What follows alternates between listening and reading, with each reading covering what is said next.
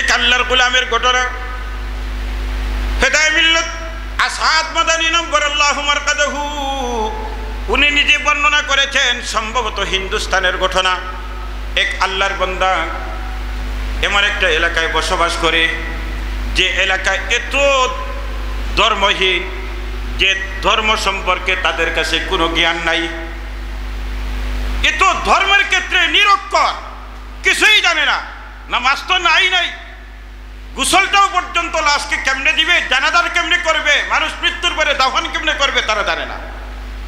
এমন একটা এলাকা, ওই এলাকার একটা বাসিন্দা, একটা গরিব পরিবারের আল্লাহর গোলাম, সে কোরআনে করিম জানতো না তিলাওয়াত, সে কোরআনে করিমের কিছুই জানতো না, কিন্তু এইভাবে ওয়াদের মাহফিলে কোরআনে করিমের মর্যাদা শুনেছিল, কোরআনে করিমের সম্মান, কোরআনে করিমের ইজ্জত, কোরআনে করিমের মর্যাদার কথা শোনার পরে সে গিয়া কোরআনে করিম একটা কিনছে। কেনার পরে কোরআনে করিম তিলাওয়াত জানে না, কিছুই তো জানে না, কিন্তু প্রতিদিন ফজরের পরে আল্লাহর বান্দা কোরআনে করিম বের করার পরে কোরআনে করিমের পাতা উল্টাইয়া তার আঙ্গুল ওই লাইনে কোরআনে করিমের প্রত্যেক পৃষ্ঠার লাইনে তার আঙ্গুলটা হাঁটায় আর বলে যে এখানে আমার মালিক যা বলেছেন সব সত্য বলেছেন, এখানে আমার মালিক যা বলেছেন সব সত্য বলেছেন। এই কথা বলে বলে সে চোখের পানি জট ধরাইয়া ছাড়ে। ওই ব্যক্তিটা মারা গেল। মারা যাওয়ার পরে এবার তো এলাকার মধ্যে কোনো মানুষ দাফনের ব্যবস্থা জানে না, জানাজা তোর প্রশ্নই তো আসে না। এবার তারা কি করলো, ওই মানুষটাকে কাপড় দিয়া, সাদা কাপড় দিয়ে ঘুরাইয়া ডাকিয়া তারা ওই মানুষটাকে রাস্তার পাশে নিয়ে গেল। রাস্তার পাশে কেন গেল? যাওয়ার কারণ হলো যে রাস্তা দিয়ে কোনো যদি দিনদার কোনো মানুষ যায়, মাসলা মাসাইল জাননেওয়ালা কোনো মানুষ যায়, কোনো আলিম যায়, কোনো হাফিজে কোরআন যায়, তাহলে ওই ব্যক্তি ওই লাশের বাকি কাজগুলো করবে। এই উদ্দেশ্য নিয়ে লাশটা রাস্তার পাশে নিয়ে দাঁড়াইল। হঠাৎ করে এক ব্যক্তি আসতেছে, ওই ব্যক্তি জেনারেল শিক্ষিত, কিন্তু ওই ব্যক্তি আবার দিনদার, দিনের মাসলা মাসাইল জানে, চিনে। ওই ব্যক্তি যখন কাছে আসার পরে দেখলো মানুষের ভিড়, জিজ্ঞাসা করলো ব্যাপার কি, এখানে আপনারা এত মানুষ কেন? তখন তারা বলল যে আমরা তো এই অবস্থার মধ্যে আছি, অমুক মারা গেছে, কিন্তু আমরা কিছুই জানি না, কেমনে গোসল দিতে হয়, কেমনে কাফন পরাইতে হয়, কেমনে জানাজা করতে হয়, কেমনে দাফন করতে, আমরা কিছুই জানি না। এই জন্য রাস্তার পাশে নিয়ে আসলাম, যদি কোনো জাননেওয়ালা মানুষ আসে তাহলে ওই ব্যক্তি কাজটা শেষ করে, আপনি যদি জানেন তাহলে কাজটা করেন। তখন আল্লাহর বান্দা বলল, ভাই আমি তো জানি, আমি এই বিষয়গুলো জানা আছে, তবে আমার হাতে সময় নাই, কারণ আমি আমার গোলাপগঞ্জ অফিসে যেতে হবে, আমার অফিসের টাইম একেবারে কাছাকাছি, সরকারি চাকরি টাইম মতো যদি আমি যাই না তাহলে আমার চাকরি চলে যাবে, আমার জানা আছে, কিন্তু হাতে সময় না থাকার কারণে আমি এগুলো করতে পারবো না। সবাই খুব শক্ত করে ধরলেন, না আপনি করে দিতে হবে, চাকরি থাক না থাক এটার বিপরীত আমরা জানি না, আপনি এই কাজ করতে হবে। সবার আবেদন ফেলতে পারে নাই। এবার আল্লাহর বান্দা গোসল করালো, কাফন পরালো, জানাজা করালো, দাফন করবে, কবরে কেউ নামে না, জানে না। আল্লাহর বান্দা কবরে নামলো, দাফন করলো, দাফন শেষ। এবার গোলাপগঞ্জের পথে রওনা। যখন অফিসে গেছে, দেওয়ার পরে দেখে অফিস খোলার জন্য যে তার অস্ত্র, তার যে সিস্টেম, যে কাঠ ব্যবহার করে অফিস খুলতে হয়, দরজা খুলতে হয়, এই কাঠটা সে খুঁজে পায়নি। তার ব্যাগে নাই, হাতে নাই, কোথাও এই কাঠটা পায়। তখন চিন্তা করলো কি করা যায়, কাঠ কি করলাম, আমার তো অফিস না খুললে আমি তো ঢুকতে পারবো না, বাকিরাও তো ঢুকতে পারবে না, আমার তো চাকরি যায় অবস্থা, কি করব? পেরেশান। সিদ্ধান্ত নিল যা খোঁজাখুঁজি করার সব খোঁজাখুঁজির পরে এবার সিদ্ধান্ত নিল যে এই অবস্থার মধ্যে আমার কাঠ বের করতে হবে, কিন্তু কাঠটা কোথায়? তার সাথে যা ছিল সব খোঁজাখুঁজির পরে এবার সে নিশ্চিত হলো যে নিশ্চয় ওই রানাপিং এলাকায় আমি যে দাফন কাফন করেছিলাম সম্ভবত কোথাও এই কাঠটা পড়ে গেছে। এবার গোলাপগঞ্জ থেকে সে আসলো, রানাপিং আসার পরে আবার মানুষদেরকে জমা করলো, জমা করে এবার বলল, ভাইরা শুনো, আমার তো এই দুর্ঘটনা, কি করা যায়? বলে, ভাই আপনার কি সহযোগিতা লাগে? আপনি আমাদেরকে সাহায্য করেছেন, আমরা কি সমস্যায় ছিলাম, আপনি আমাদেরকে সাহায্য করেছেন, আপনার সমস্যার সমাধানের জন্য যা যা করার দরকার আমরা সব করব, বলেন আমরা কি করব? বলে, ভাই আমার এটা খুঁজার জন্য সহযোগিতা করেন। বলে, আমি তো সব খুঁজে ফেলছি, এখন একটা কাজ করতে হবে। কাজটা হলো, সম্ভবত এই কবরের ভিতরে মাটি দেওয়ার আগে আমার কাঠটা পড়ে গেছে, তাহলে কি করবা? বলে, এই কবরটা আবার খনন করতে হবে, মাটিগুলি বের করতে হবে। বলে, ঠিক আছে আমরা করব, আপনি দাঁড়ান আমরা করব। এবার কবর আবার খনন করা হলো। খনন করতে না করতে শেষ পর্যায়ে, তখনও সম্পূর্ণ হয় নাই, এই অবস্থার মধ্যে কবর থেকে মিশকে আম্বরের চেয়ে আরো বেশি ঘ্রাণ বের হতে লাগলো। রানাভিং এলাকার সবাই আশ্চর্য হয়ে গেল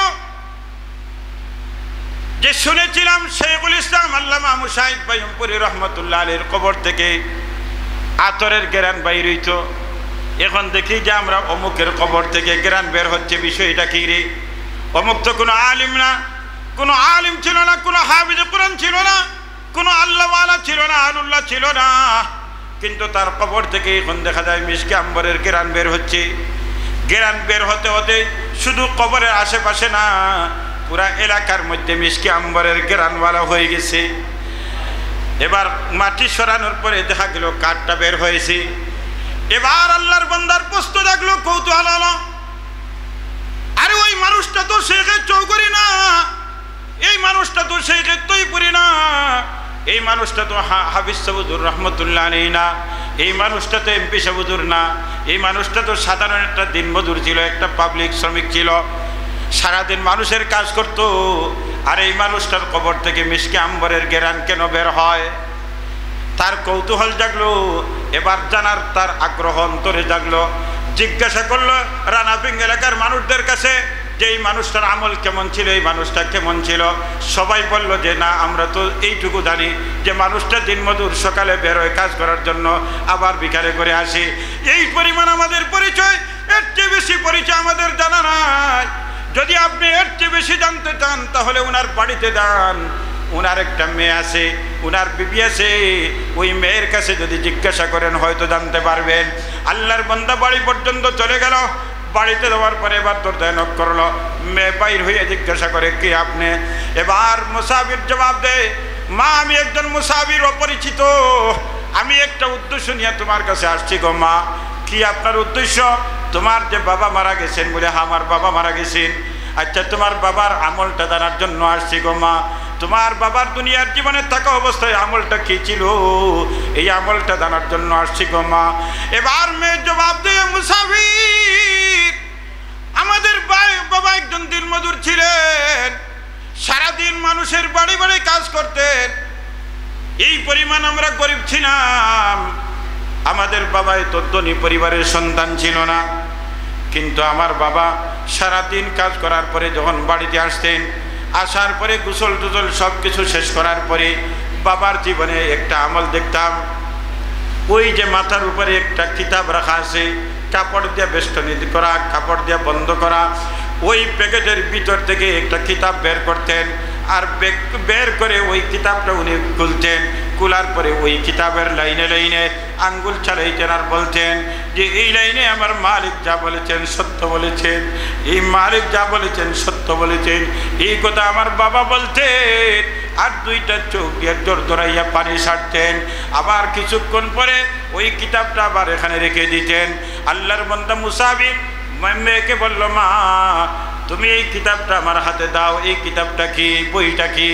এবার মেয়েটা যখন এই বই নামী কিতাবটা যখন মুসাফিরের হাতে দিল, এবার মুসাফির খুলতে দেরি হয়েছে, দেখতে দেরি হয় নাই। এটা দুনিয়ার কোনো কিতাব না, এটা হলো আসমানি কিতাব, যে কিতাবের নাম হলো কোরআন। এই কোরআনের মহব্বত কলিজার ভিতরে থাকার কারণে তিলাওয়াত জানতো না, কিছুই জানতো না, কিন্তু এই কোরআনে কারীমের মহব্বত কলিজার ভিতরে থাকার কারণে আল্লাহ তাআলা এত দামি বানাইলেন, এত দামি বানাইলেন। আলিমও নাই, ওলিও নাই, হাফিজে কোরআনও নাই, কোনো তিলাওয়াত জানে না, সূরা ফাতিহাও জানে না, কিন্তু কোরআনে কারীমের মহব্বত দিলের ভিতরে থাকার কারণে আল্লাহ তাআলা তার মর্যাদা এমন বাড়াইয়া দিলেন যে কবর থেকে মিশকে আম্বরের ঘেরান বের করে দিলেন। এই জন্য কোরআন এত দামি কিতাব, ওই কোরআনের সাথে সম্পর্ক যারা লাগাইবে আল্লাহ তাআলা তাদেরকেও দুনিয়ার জগতে শুধু নয়, মৃত্যুর সময় কবরে, হাসরে, এমনকি ফুলসিরাত পর্যন্ত দামি বানাইয়া কোরআনের সুপারিশে জান্নাত পর্যন্ত আল্লাহ পৌঁছাইয়া দিবেন।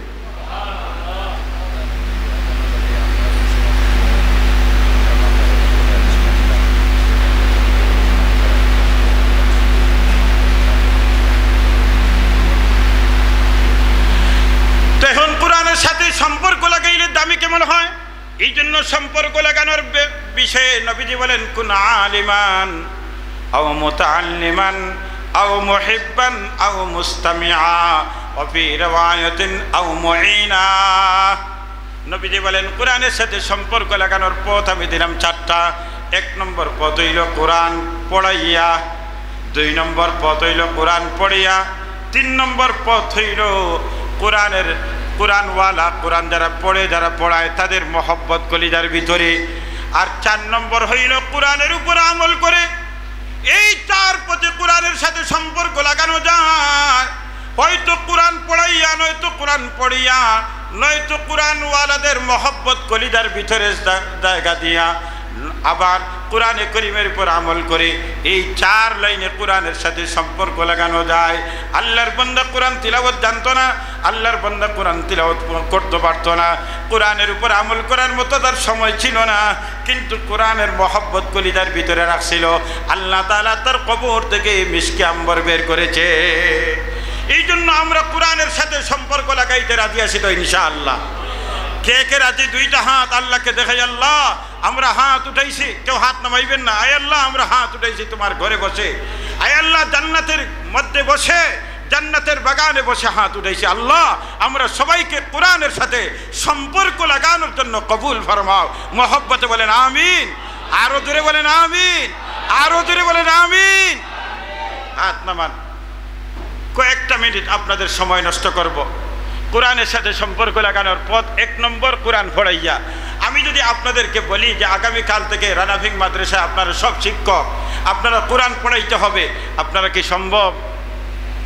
ওমা এটা শর্মের বিষয় না, বলেন না একটু জবান খুলে। আপনারা কি পড়াইতে পারবেন? দেখেন আমি কিন্তু আপনাদেরকে বলি নাই পারবেন কি পারবেন না, আপনারাই বলতেছেন যে আমরা পারবো না। তাহলে এই লাইন শেষ। এবার যদি আমি বলি আগামীকাল সবাই ভর্তি ফরম হাতে নেবেন আর ভর্তি হবেন, এখানে কোরআন শরীফ পড়তে হবে। যাদের সাদা দাড়িওয়ালা মুরব্বী, দাদা, নানা, চাচা হয়ে গেছেন, বাবা হয়ে গেছেন, আপনার বাচ্চায় মুখতসরে পড়ে, আপনার বাচ্চায় মিশকাতে পড়ে, আপনার বাচ্চা এবার দাওরা হাদিসে পড়ে, আর আপনি নুরানিতে ভর্তি হবে, এটা কি সম্ভব? ওমা বলেন না, এটা কি সম্ভব?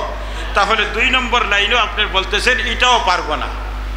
তাহলে অন্ততপক্ষে দিল এখান তো দিছেন আল্লাহ, না দিল দেন নাই? মা সবার দিল আছে না নাই? আরো দূরে বলেন না আছে না নাই? এই দিলের ভিতরে কোরআনওয়ালাদের মহব্বত ঢুকাইতে পারবো তো ইনশাআল্লাহ? পারবো তো ইনশাআল্লাহ? যদি মহব্বত ঢুকাইতে পারেন তাহলে ওই হাফিজে কোরআন জান্নাতে যাবে না আপনাকে ছেড়ে, আলিম জান্নাতে যাবে না আপনাকে ছেড়ে, ওই হাফিজে কোরআন আপনাকে সুপারিশ করে জান্নাতে নিয়ে যাবে। এই জন্য মহব্বতের আজকে একটা পরীক্ষা হওয়ার দরকার। আপনারা পরীক্ষা দিতে রাজি আছেননি? আমার বড় ভাই হযরত মাওলানা মুফতি আবুল হাসান সাহেব দামাত বারাকাতুহুম, উনি আপনাদেরকে কষ্ট দিয়েছেন। কষ্ট দিয়েছেন না? ও মা বলেন না, কষ্ট দিয়েছেন না? কষ্ট দেন নাই। উনি সহযোগিতা চাইছেন, আপনারা সহযোগিতা করছেন। আমি আপনাদের সামনে আমাকে ছোট্ট একটা বাজেট দেওয়া হয়েছে, এই বাজেটটা পুরা হওয়ার জন্য আপনাদের সহযোগিতার দরকার। বাজেট বলার আগে আপনাদের খেদমতে আরজ করব, একটা দোয়া করব। এই দোয়াতে আপনারা সবাই অন্তর থেকে আমিনটা বলবেন। আয় আল্লাহ আজকে যে বাজেটটা আমাদের সামনে আসছে, আয় আল্লাহ এই বাজেটটা কোরআনওয়ালাদের, এই বাজেটটা হাফিজে কোরআনদের, এই বাজেটটা আলিমদের, এই বাজেটটা উলামাদের, এই বাজেটটা হুসাইনিয়া রানাভিং মাদ্রাসার, এই বাজেটটা আল্লাহওয়ালাদের। আল্লাহ এই বাজেটটা তুমি পূরণ করে দাও। মহব্বতে বলেন আমিন। আরো দূরে বলেন আমিন, আরো দূরে বলেন আমিন।